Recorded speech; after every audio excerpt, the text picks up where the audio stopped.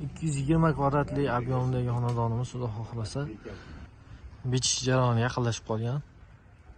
Fasad qismiga filsuay rangda podrashivka облицовочный kirpish ko'rinishida plitkalar tanlangan. So'qol qismiga shurushaviy fason mokriy rangda juda ham bir uf bo'lib kelayotgan toshimiz ko'rishingiz mumkin. Ushbu mijozimiz uyning ichki qismini ham to'y marosimidan keyin qilgizaman deyapti. Mahsulotimiz juda ham ko'ngliga yoqib chiqdi. Откосning joylariga tunukalar yopiladi.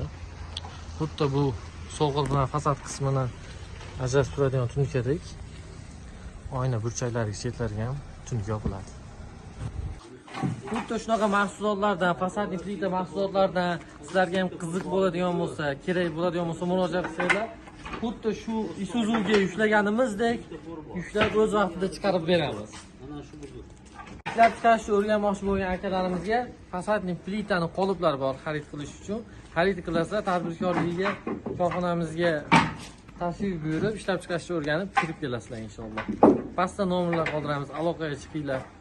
Inshaalloh 2025-yil kelajak biznesida Golkining korxonasini fasadni plita ishlab chiqarish biznesi atalmoqda.